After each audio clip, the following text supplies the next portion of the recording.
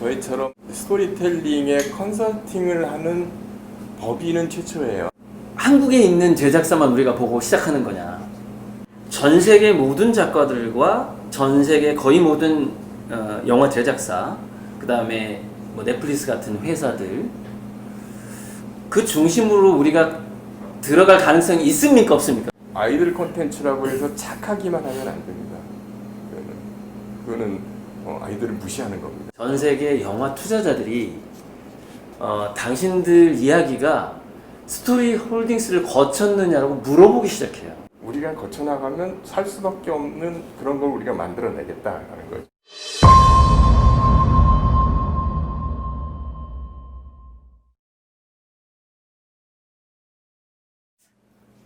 네. 그 강연 정말 잘 들었는데요. 두 가지가 궁금한 부분이 있습니다. 첫 번째는 그 스토리 홀딩스가 한국 최초의 어떤 그 기업 회사라고 하셨는데요. 이 스토리 홀딩스의 앞으로 전망이라든지 그러면 어느 정도의 그러니까 수익과 그리고 몇 위 정도의 네, 이렇게 갈 것인가라는 걸 수치화하면 조금 더 이해가 빠를 것 같고요. 두 번째는 그 한국인들의 어떤 냉온, 한과 흥 이런 부분들을 말씀을 하셨는데요. 저는 이제 제가 하고 있는 일이 어린이와 관련된 부분이기 때문에 그러면은 어린이와 관련된 그런 것들도 한과 흥이 네. 그런 부분들이 영향을 미치는 것인지 그리고 그렇지 않으면 이제 어떤 부분으로 또 생각을 하고 계신지 네, 궁금합니다. 스토리 홀딩스는 그러니까 이제 저희처럼 스토리텔링의 컨설팅을 하는 법인은 최초예요. 근데 이제 그런 시도를 하셨던 분들은 많이 있어요. 작가분들이나 이런 분들이 팀을 만들어서 같이 시나리오 개발도 해주고 이렇게 해서 좀 많이들 하셨어요. 네, 많이들 하셨는데 좀 그 뭐라 그럴까요? 이렇게 좀 기업화해서 이렇게 본격적으로 하는 거 하기는 저희가 처음인 거고 저희처럼 일을 하는 분들은 많이 있었는데 그러면 스토리 홀딩스가 어떤 일을 해서 돈을 얼마나 많이 벌 거냐 라는 거는 저도 이렇게 수치를 만들고 싶은데 저희 산업 쪽에 이제 그런 좀 불투명한 부분들이 있어요. 그게 뭐냐면 사업계획서를 만들 때도 다른 분야에서 사업계획서를 만들면 얼마를 투자해서 매출이 얼마나 올릴 것 같고 이렇게 예상을 하잖아요. 근데 영화에서는 그런 계획을 짜는데 어떻게 짜냐면 제일 잘 됐을 때 얼마, 평균적으로 얼마, 망하면 얼마 이렇게 해요. 그래서 수치화하기가 되게 힘든 부분이 있고 그걸 수치화해서 약속을 못 지킬 확률이 많이 넘어요. 그래서 저희는 수치화할 수 있는 거를 더군다나 시작 단계에 오르기 때문에 제시해드리긴 되게 어렵고 또 그러면 돈이 많이 벌 거냐 못 벌 수도 있어요. 그런데 벌 가능성이 높아요. 그 대신 우리 팀들이 이 일을 사업을 시작할 때 목표는 뭐냐면 좋은 프로젝트들이 우리한테 오고 그래서 그 좋은 프로젝트들을 찾는 제작자들도 우리한테 오는 스토리의 어떤 허브 역할을 해보고 싶다라는 생각을 가지고 있어요. 그게 저희의 목표고 좋은 프로젝트들이 가능성 있는 프로젝트들이 와서 그걸 잘 닦아서 잘 만드실 분들한테 전해주고 또 잘 만드실 수 있는 분들이 이런 거 좀 해줘요 그러면 또 해줄 수 있는 그런 스토리 허브 역할을 일단 거기까지 가는 게 우리의 목표고 그러면 아마 자연스럽게 돈도 벌지 않을까 라는 생각을 가지고 있는데 그 대표님한테 되게 죄송하지만 수치화하기 되게 어려운 게 우리 사업의 속성이고 타율도 어려워요. 그러니까 우리가 5할을 목표로 가겠습니다. 7할이 될 수도 있고요. 1할이 될 수도 있어요. 그러니까 그건 좀 양해를 해주셨으면 좋겠고. 선생님 두 번째 질문 좀 준비 중에 예. 목말랄 것 같아서 제가 이게 그냥 이렇게 금식국물 또는 큰 소리 치는 것일지는 모르겠으나 일단 앞으로 지금까지 우리가 쭉 나눴던 이야기가 한국인의 그 스토리의 힘이 다른 데보다는 조건이 좋고 힘이 세다까지 왔잖아요. 그래서 그걸 잘 만든다 우리가. 근데 이걸 생각해 봐야 될 것 같아요. 이렇게 작가들과 영화 제작자 배급사 이렇게 우리 주변에 이렇게 있을 텐데 우리가 끌어오고 싶다. 그러면은 지금 한국에 있는 제작사만 우리가 보고 시작하는 거냐? 그러니까 언어의 장벽이 무너졌다고 생각을 해보자고요. 뭐 인도가 됐든 일본이 됐든 중국이 됐든 동남아가 됐던 간에 미국이 됐던 간에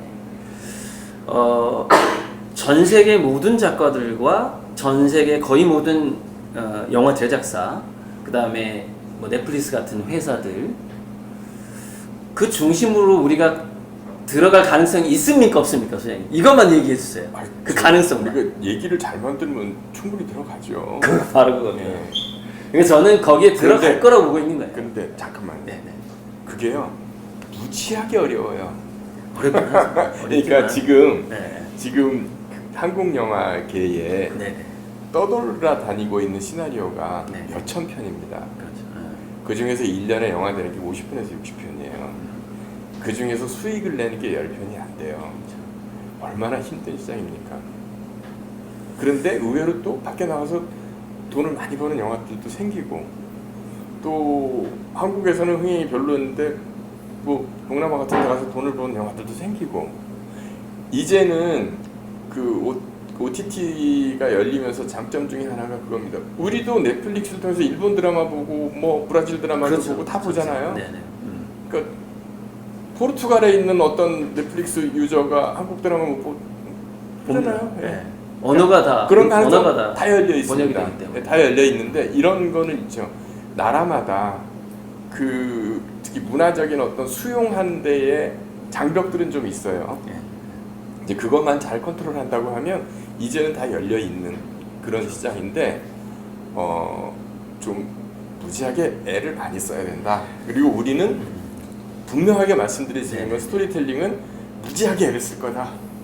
목숨 걸고 오시는 분들은 저희도 네. 목숨 걸고 한번 해보겠다 이렇게는 말씀드릴 수 있어요. 제가 그 두 번째 대답, 그러니까 두 번째 질문이 뭐였냐면 그 어린이 네, 관련된 네, 것에서도 한과 흥이 적용되느냐가 이제 네. 그두 번째 질문이었는데 하기 전에 한 마디만. 예. 자, 우리가 아까 야구 타율 얘기했잖아요. 타율. 네. 우리가 이제 뭐 골프 같은 거, 예. 뭐 모든 종류의 그 어떤 약간 도박성이 있는 확률 게임이 있는 스포츠에서 다 마찬가지인데 우리가 메이저 리그에 가는 선수와 가지 않는 선수의 그 타율 차이가 얼마나 나는지를 한번 생각해 보세요. 무슨 얘기냐면은 우리가 전 세계에 흩어져 있는 이야기를 이렇게 흥행시키는 그 확률 자체가 정말 조금만 높잖아요. 전 세계 중심 금방 가버려요. 그게 메이저 리그로 가느냐 마이너 리그로 가느냐 그 타율 차이가 얼마 안 납니다. 이게 이제 두 번째 제가 힌트입니다. 그리고 그 어린이들을 대상으로 하는 그런 이야기가 한과 흥 거기에도 그게 들어가냐? 예, 들어가야죠. 아이들은 더 합니다. 아까 말씀드린 겨울왕국 프로즌을 보시면 엘사와 그 동생 이름이 뭐죠? 캐릭터 얼마나 안나 얼마나 고생을 합니까? 아주 불쌍해 죽겠잖아요. 그 언니 만나려고 그 설산을 올라가고 막 쌌더니 언니는 가니까 언니는 쌀쌀맞게 얼음이나 싸대고 고생하잖아요. 그러면 내가 안나래도 한이 맺히겠네. 그죠? 근데 막판에 또 중간중간에 막 슬로우 타고 가고 신나는 경우도 있잖아요. 네. 그리고 토이스토리를 보면 우디가 버즈라는 장면이 들어와서 자기의 지위를 위협을 해요. 그래서 좀 옆으로 밀려나게 해주려고 그랬더니 얘가 떨어져가지고 밖으로 나가버리잖아요. 그럼 이제 어떻게 상황이 데리고 들어와야 되는 거예요. 데리고 들어오려고 그랬더니 온갖 것들이 다 막아서잖아요. 그죠? 이제 그런 식의 그 한과흥이라는 단어가 좀 너무 막장식이다라고 생각을 하신다고 하면 업앤다운 그런 것들은 아이들한테 오히려 더 필요합니다. 더 필요합니다. 아이들은 짜릿하고 신나고 그런 걸 즐길 권리가 있어요. 그죠? 권리가 있어요. 어른들보다 더 즐겨야 됩니다. 그리고 잘 놀고 그런 거 보고 좋아하는 아이들이 커서 좋은 크리에이티브하고 이런 좋은 어른이 될 가능성이 되게 높거든요. 그래서 아이들 콘텐츠라고 해서 착하기만 하면 안 됩니다. 그거는 아이들을 무시하는 겁니다.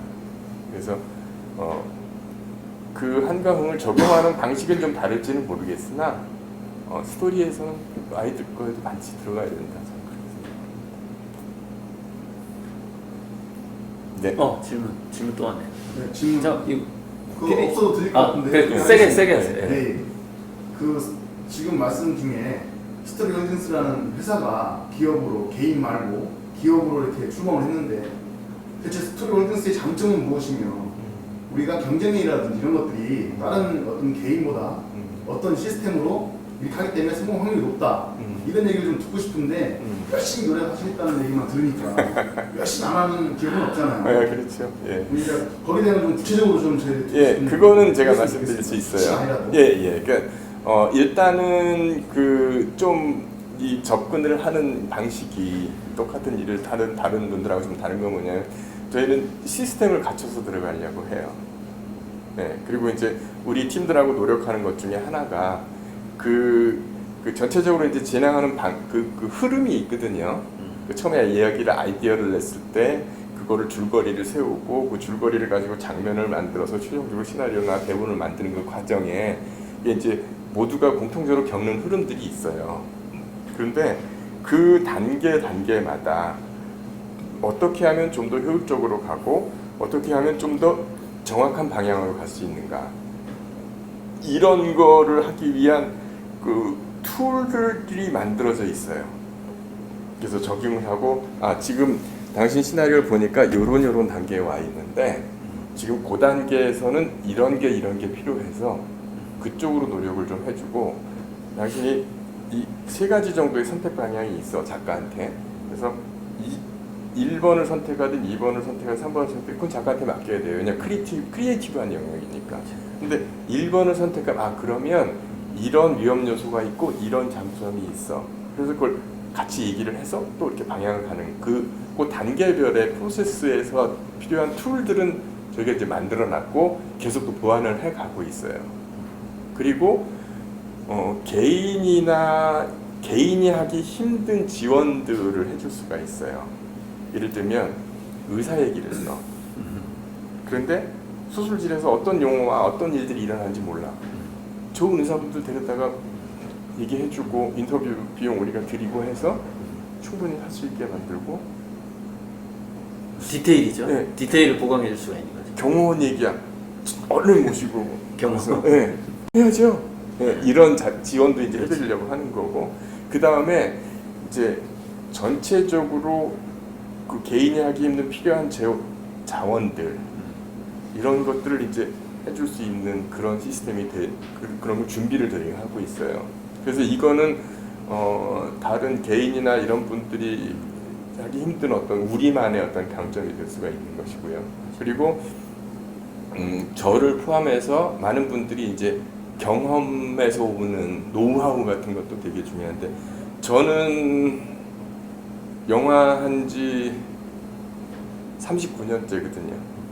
그래서 저는 이제 많은 그 영화에서 하는 많은 일들을 해봤어요. 그래서 거기에서 제가 가지고 있는 노하우는 최대한 이렇게 해드릴 건데, 저희 팀들도 그런 분들을 이렇게 돼 있어서 최상의 결과를 얻으려고 이제 그런 준비들을 하고 있는데, 이게 이제 스토리 홀딩스가 가진 강점이라고 생각을 하죠.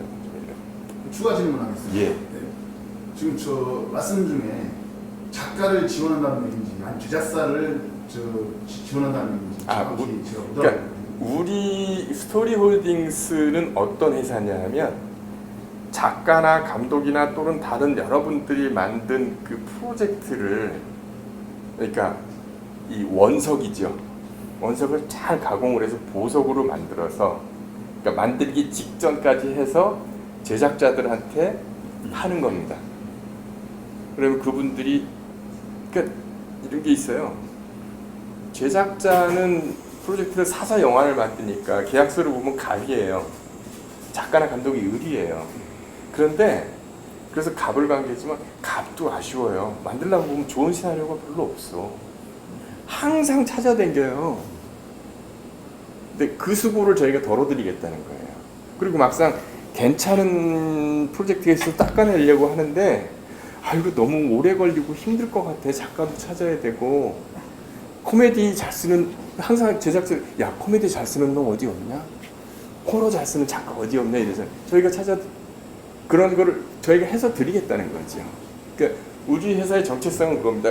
그 중간 단계. 그래서 제가 아까 허브라고 말씀드린 거거든요. 네. 그리고 저희가 이제 또 투자도 하기 때문에 이제 그게 제작으로 들어가면 저희가 공동 투자해서 지분을 가질 수도 있어요. 그래서 배영하고 돈을 많이 벌면 저희도 지분을 챙길 수 있으니까 돈도 벌 수 있고. 네. 그러니까 그 중간에서 그 복덕방 내지는 허브 역할을 하는 그런 업체이기 때문에 제작사하고 조금 다르죠. 잠깐. 그리고 리스크도 제작을 안 하기 때문에 리스크도 적어요 저희는.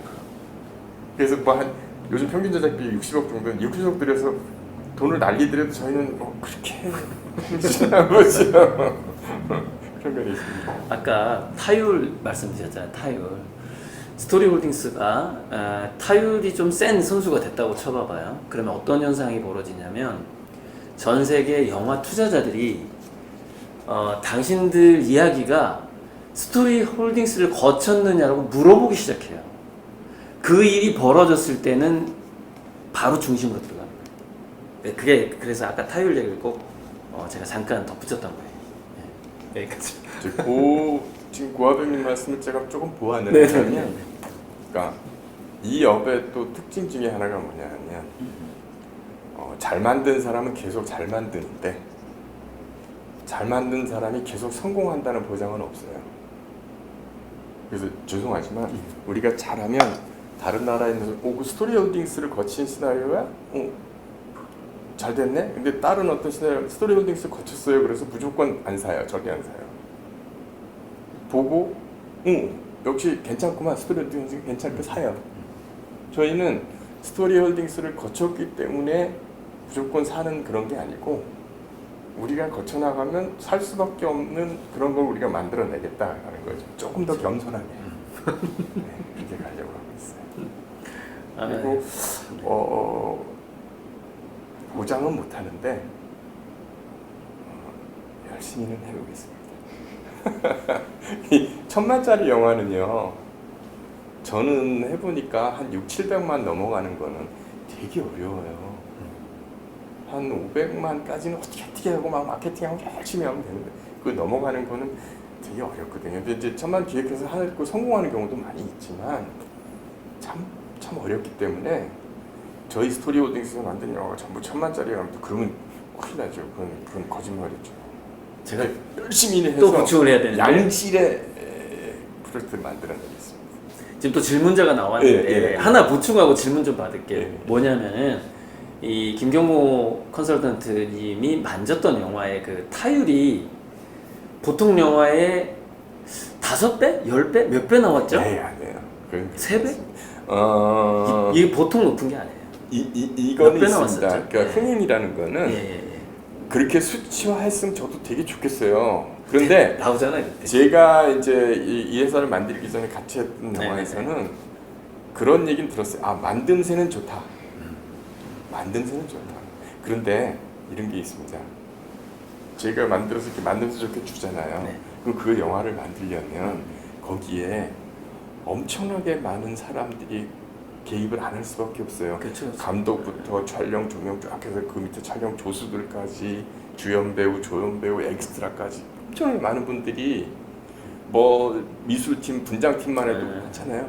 그분들이 다 이렇게 기여를 그렇죠, 하고 그렇죠. 있는데 요소가 너무 조금만 더 많아요. 삐끗하면 예. 되게 어려워요. 네. 그러니까 시나리오만 잘 쓴다고 되는 것도 사실은 아닌 부분이 있어서 그래서 저는 목표가 김경모가 또는 스토리 홀딩스를 거치면 그렇죠.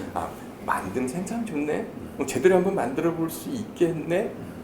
라는 소리를 듣는 게 저희의 목표고 그렇게 되면 돈 벌어요. 그건 제가 말씀드릴 수 있어요. 그 얼마 버냐? 아이 모르죠. 그건 아직 몰라요. 겸손하게. 아니 이건 겸손한 게 아니라 이 사업의 속성이 그렇습니다. 네, 감사합니다. 스토리홀딩스와 그 고리들 작가님이 지금 하고 있는 그런 작업들하고 같이 복합적으로 어떤 그 할 수 있는 작업들이 많이 있을 것 같아요.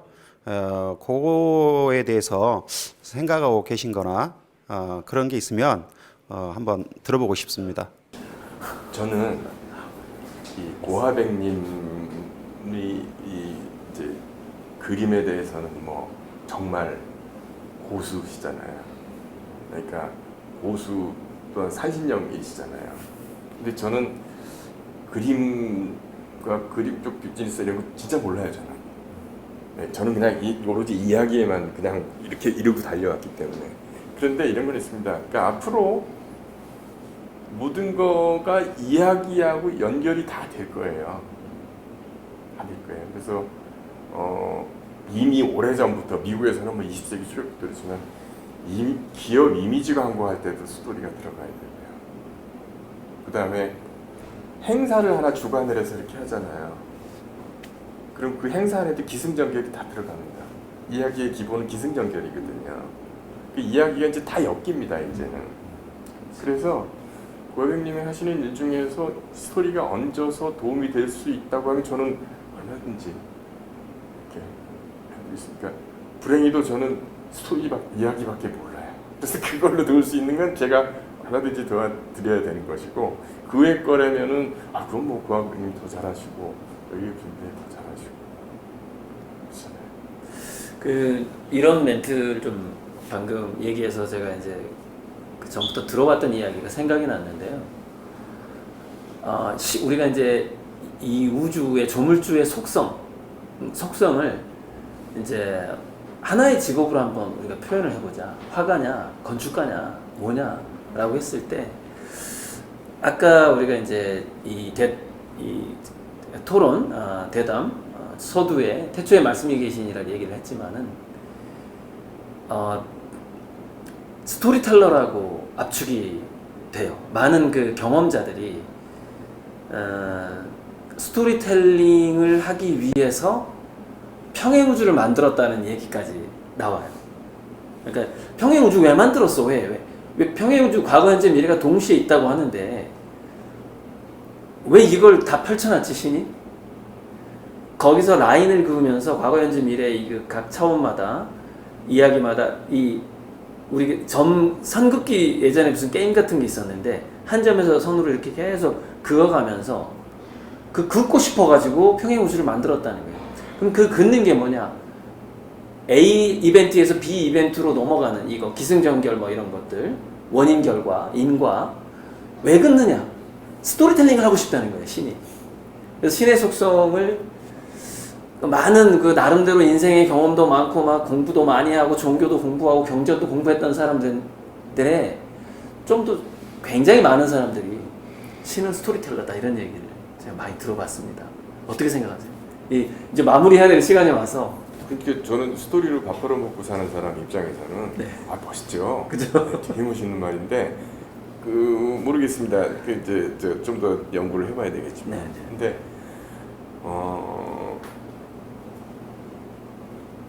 이 전 세계 최초의 작법서가 어떻게 글을 써야 되는가가 2500년 전에 아리스토텔레스가 썼어요. 그분이 그러니까 시학이라는 걸 썼는데 그게 작법서입니다. 그래서 이야기를 어떻게 해야 되느냐. 근데 거기에 이런 말이 나옵니다. 모든 이야기는 시작과 중간과 끝이 있어야 된다. 당연한 이야기잖아요. 근데 제가 본 경험으로 많은 시나리오를 받아보면 끝이 없는 시나리오가 무지하게 많아요. 시작이 없는 시나리오도 있어요. 그러니까 이야기가 주인공이 전주에서 목포를 가는 이야기다. 그럼 목포를 가야 되잖아요. 안 가요. 광주쯤 가가지고 막 길가에 있는 꽃하고 수다 떨고 앉아있으면 끝이 없는 거예요. 그죠? 근데 이 말씀을 왜 드리냐면 모든 일에는 시작이 있고 중간이 있고 끝이 있잖아요. 네. 그러면 세상 만사가 스토리다, 이야기다. 그러지 않을까? 그러면 절대자께서 스토리텔러다. 그런 생각이 들죠. 네. 아리스토텔레스까지 나왔습니다. 헐리우드의 작가나 제작자들은 책상에 그 아리스토텔레스 시작을 항상 놓고 있습니다. 굉장히 잘 쓴 그 작곡서입니다.